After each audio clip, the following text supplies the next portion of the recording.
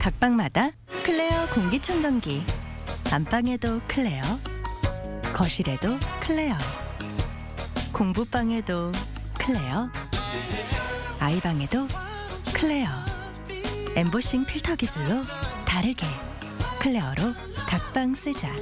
나라의 공기청정기 클레어. Coming up on Arirang News. With an outpouring of support, former President Trump is officially nominated as the Republican presidential candidate, while Ohio Senator J.D. Vance is announced as Trump's running mate.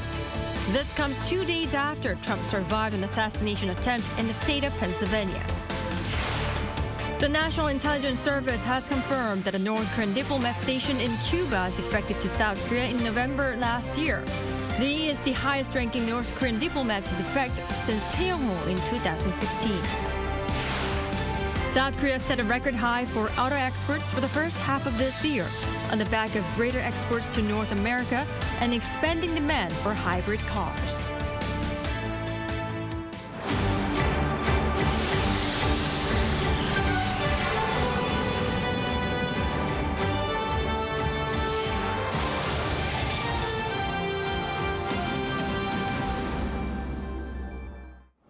Welcome to the 9 p.m. edition of Arirang News. I'm Kim Bo-kyung. Over in the U.S., former President Trump was officially nominated as the Republican presidential candidate 2 days after he survived an assassination attempt at a rally. He picked Ohio Senator J.D. Vance, a critic-turned-supporter, as his running mate. Our Shin-Young begins our coverage. Former President Donald Trump made his first public appearance at the Republican National Convention in Milwaukee on Monday, 2 days after the rally shooting. With a bandage over his right ear injured during the assassination attempt on Saturday, he entered the convention arena with a raised fist greeting cheering supporters. 2,400 delegates from across the United States gathered on Monday to officially nominate Trump as the party's presidential candidate during a roll call vote. Great state of Nevada proudly casts all of its 26 votes for President Donald J. Trump. Trump officially became the 2024 Republican presidential nominee after surpassing the delegate majority threshold following a speech by his son, Eric Trump. Hereby declaring him the Republican nominee for President of the United States of America. After an acceptance speech on the final day of the convention on Thursday, Trump would then be in place for a possible rerun of the 2020 election against Joe Biden on November 5th, although the incumbent president is facing increasing pressure from within his party not to run. Trump also announced his running mate on Monday, selecting a hardline conservative Ohio Senator J.D. Vance as his vice presidential pick. The 39-year-old, who once said he was an anti-Trump Republican, has since become a supporter. Vance gained prominence with the release of his memoir Hillbilly Elegy, which reflects on his upbringing and growing up in a low-income family involved in violence and addiction in Middletown, Ohio, known as a part of America's Rust Belt. Trump's decision is seen as a strategic move as there is an anticipation that Vance's Rust Belt background will resonate with voters in critical swing states such as Michigan, Pennsylvania, and Wisconsin. On Monday, it was also reported that Trump's criminal case over the mishandling of classified documents had been dismissed. A Trump-appointed U.S. district judge in Florida ruled that the appointment of special counsel Jack Smith, who filed the indictment against Trump, was unlawful. However, Smith's team indicated that they would appeal the decision. Shin-Young, Arirang News. Wall Street closed at fresh highs on Monday following the failed assassination attempt against the former U.S. president. Lee Seung-jae explains. It was feared that the weekend assassination attempt on U.S. presidential candidate Donald Trump would bring uncertainty to the U.S. financial market. However, Wall Street responded with a record-high close for the Dow Jones and S&P 500 indexes. The Dow Jones closed up 210.82 points, or 0.53% from the previous trading session, to end Monday's trading session at a fresh record high of 40,211.72. The S&P 500, which has seen all-time highs being shattered regularly throughout the year, saw yet another record high, finishing the day at 5,631.22, up 15.87 points, or 0.28% from the previous trading session. Monday's trading also saw a number of stocks linked to Trump or his policies jump. Trump Media, the parent company of social networking service Truth Social, soared 31.4%, while Tesla, whose CEO Elon Musk has openly expressed his support for Trump, also closed up 1.8%. Energy-related stocks like ExxonMobil and Chevron and the health insurance stocks like UnitedHealth rose due to expectations of deregulation following a possible Trump re-election. The market expectation is that if Trump does win the November U.S. presidential election, he will strengthen trade barriers, expand tax cuts, and ease regulations related to cryptocurrency and climate change responses. Meanwhile, Wall Street also responded positively to the increasing prospects of a September rate cut. U.S. Fed Chair Jerome Powell at an event at the Economic Club of Washington on Monday said that U.S. inflation data over the second quarter of this year added somewhat to confidence that the economy is on pace to reach the central bank's target inflation of 2%. While Powell did not directly mention a September rate cut, his comments suggest such a decision may not be far off. Lee Seung-jae, Arirang News. In other news, a high-ranking North Korean diplomat based in Cuba is confirmed to have defected to South Korea last year. The news comes as the latest in a series of defections by members of the North Korean elite in recent years. Our Kim Jung-sil has the details.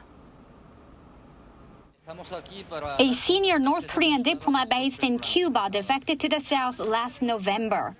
On Tuesday, the National Intelligence Service said that media reports on the defection of a North Korean counselor of political affairs in Cuba were factual. The NIS gave no further details.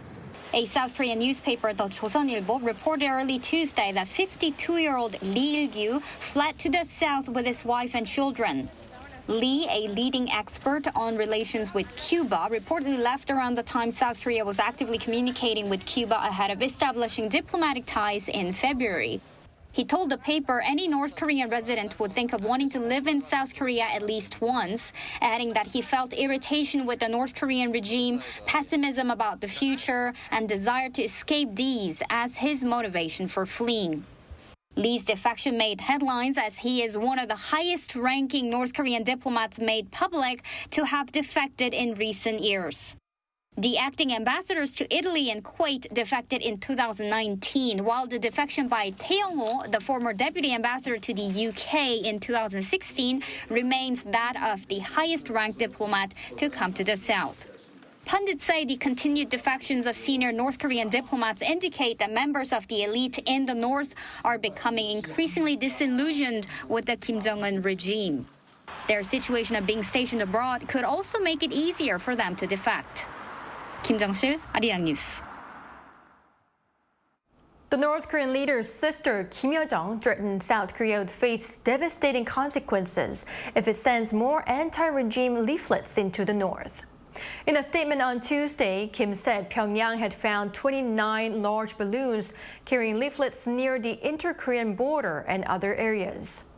Kim said North Korea would have to inevitably change the manner of its response if more of such, quote, dirty acts continued. The statement comes just 2 days after its rare release of a photo showing anti-Pyongyang leaflets being set on fire.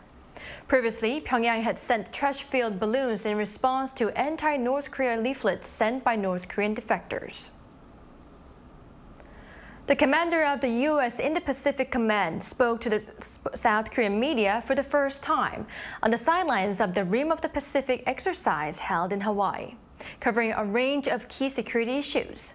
Our defense correspondent Choi Min-jung brings us the highlights. In his first interview with the South Korean media since taking office in May, Commander Samuel Paparo of the U.S. Indo-Pacific Command has emphasized the importance of denuclearization on the Korean Peninsula. The developments in North Korea are very, very concerning to everybody, and we seek the denuclearization of the Korean Peninsula at all times. We're equal partners with South Korea. And in the spirit of Washington, we've established a nuclear consultative group. Through the nuclear consultative group, we're in a constant dialogue at very high levels of secrecy to find a strategic way ahead to deal with the issue. Speaking with Arirang News and 6 other domestic media outlets in Hawaii last Thursday on the sidelines of the Rim of the Pacific maritime exercise, Paparo also responded to questions about the growing calls within South Korea to possess nuclear weapons, including nuclear-powered submarines. From the standpoint of submarine warfare, I think it's important as allies and partners to find the most efficient and the most effective way as allies and partners to combine our capabilities in ways that most effectively defend our alliances and partnerships. If the operational analysis leads us to believe that, then we can move forward at a later date. Though the commander did not offer further comments, it was the first time for a top U.S. military commander to directly address Seoul's pursuit of nuclear submarines. Paparo also affirmed that the U.S. forces in South Korea will not be relocated in the event of a potential Chinese invasion of Taiwan. Concerns about a possible relocation have been growing, with China reportedly seeking to build a military capable of doing so by 2027. Well, we'd have no plans to relocate any of the capability on the Korean Peninsula just because of the solidness of our alliance. And any combat plans that we'd have would be global plans to deal with all threats. The commander also praised South Korea's leadership role in the Indo-Pacific. You ask about Korea's leadership role in the Indo-Pacific. And I think the ambitions of Korea's leadership says it all. Global, pivotal state. I'll also mention, too, the trilateral with Republic of Korea, Japan, and the United States. And so Republic of Korea is just expressing a tremendous leadership role throughout the Indo-Pacific and, in fact, through the globe.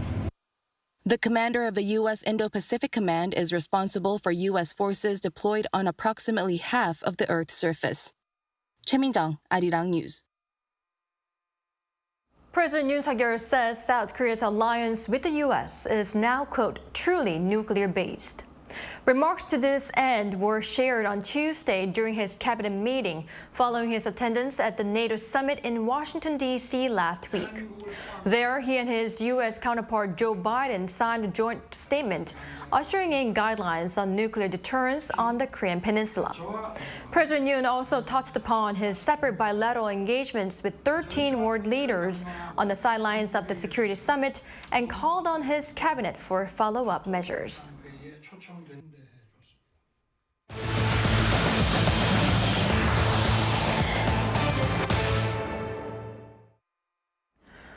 South Korea saw an all-time high for auto exports in the first half of 2024. That was mainly attributed to a robust performance, especially in North America, along with greater sales of hybrid cars globally. Park Gun-woo tells us more. South Korea's automobile exports reached a record high in the first half of this year. Data from the Ministry of Trade, Industry and Energy on Tuesday showed that the value of automobile exports from January to June was over $37 billion. That's an on-year increase of 3.8%. The ministry said expanding demand and sales of hybrid cars and increased exports to North America were behind South Korea's performance. Specifically, exports to North America jumped 26% compared to a year before, reaching nearly $22 billion.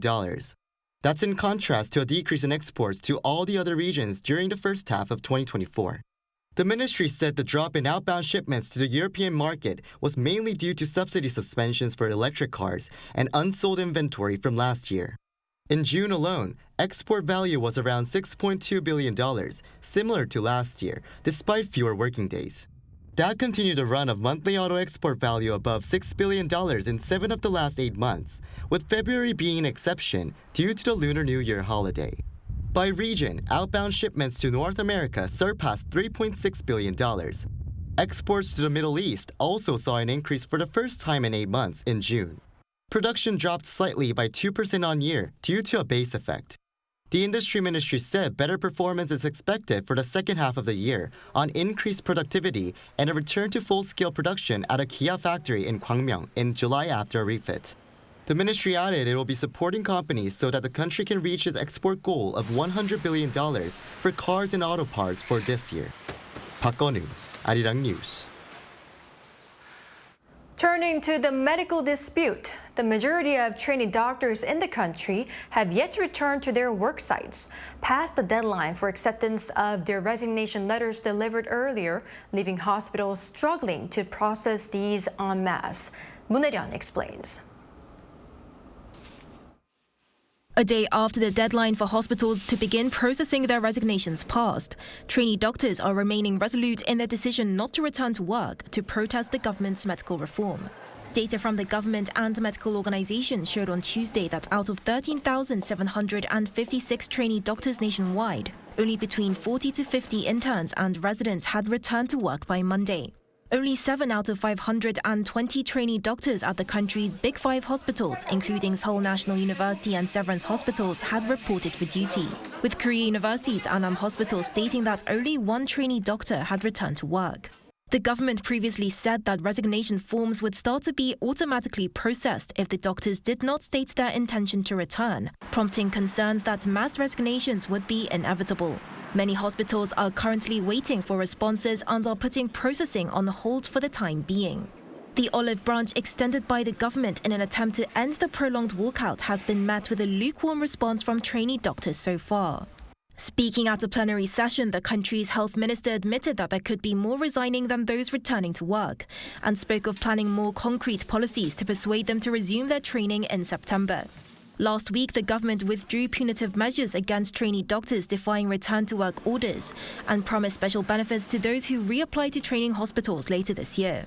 Meanwhile, a briefing from the Central Disaster and Safety Countermeasures Headquarters stressed that medical reform cannot be delayed, and the doctors should give it a chance instead of taking collective action even before its implementation. Hospitals are also due to submit the number of trainee doctor slots available for recruits in the second half of the year to the Ministry of Health and Welfare by Wednesday.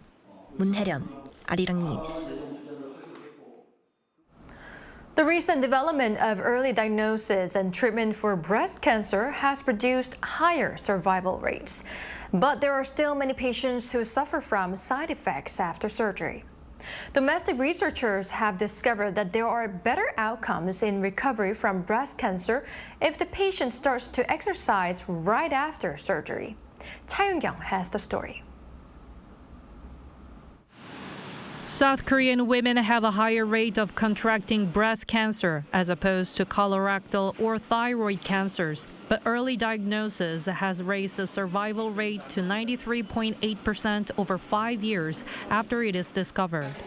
However, many breast cancer patients suffer from side effects following surgery, such as difficulty in moving the related shoulder in daily life.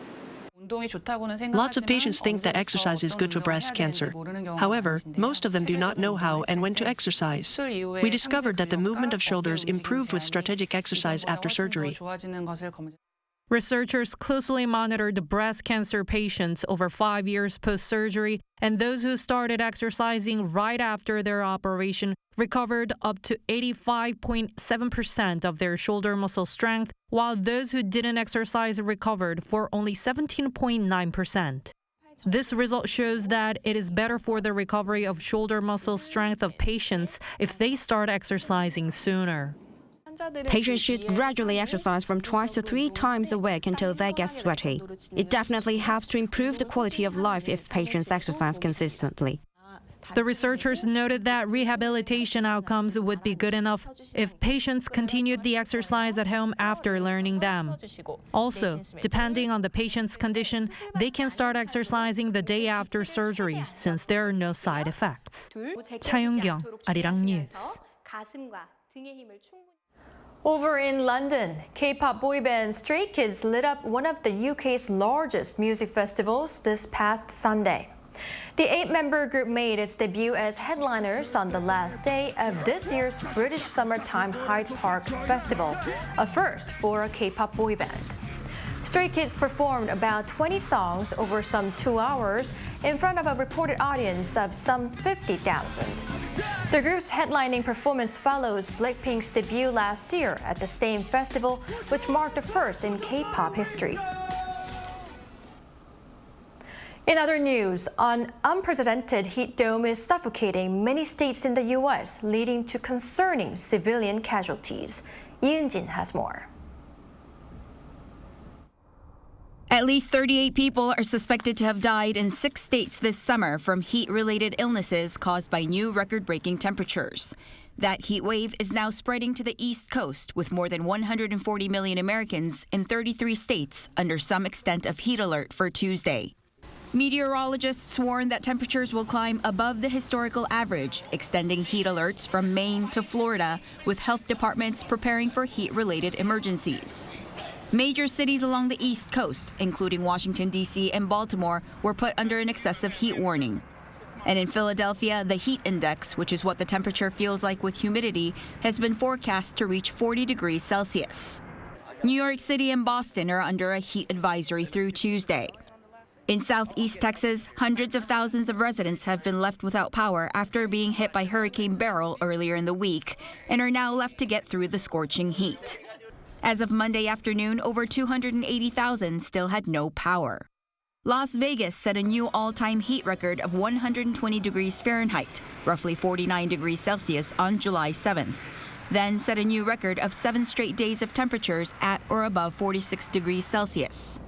Such temperatures have turned the Las Vegas Valley into a giant oven, forcing officials to close public pools and museums in order to keep people indoors for most of the day. Weather conditions have become intolerable even for those used to extreme desert climate. Meteorologists say the heat will be concentrated on the East Coast on Tuesday and could last into Wednesday, but a cold front will bring an end to the record heat in the East by Wednesday night. Yoon, Arirang News. Heavy rain in South Korea's southern regions on Tuesday led to flooding of houses, bus terminals, and restaurants. A total of 22 damage reports were filed in Gyeongsang-namdo province, mainly concentrated in the Namhae area, which saw more than 202 millimeters of rain.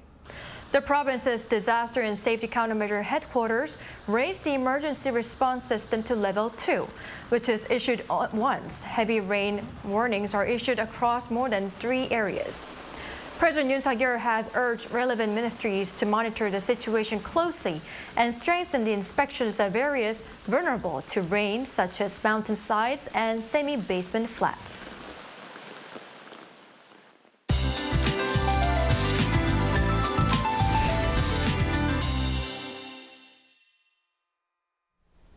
Heavy rain will be concentrated in the Seoul metropolitan area from tonight. Up to 60 millimeters per hour will fall in the capital area, but 70 in northern parts of Gyeonggi-do province. A preliminary heavy rain warning has been issued in these areas. This heavy rain will persist until Thursday. As for the amount of rain, up to 250 millimeters will pour over northern areas of Gyeonggi-do province until Thursday.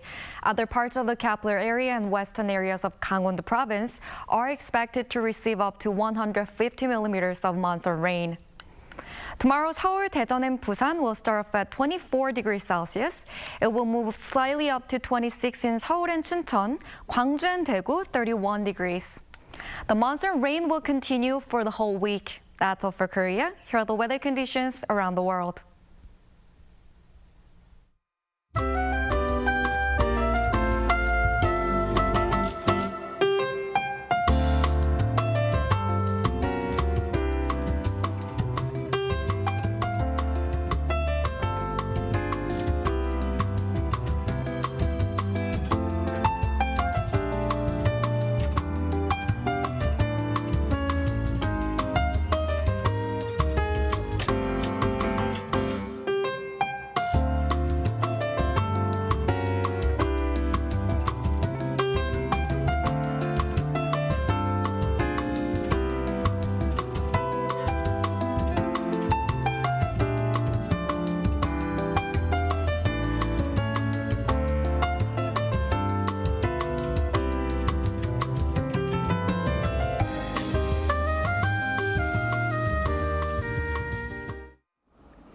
That's all we have for today. Thank you for watching. Arirang News will be back at 9 a.m. Korea time.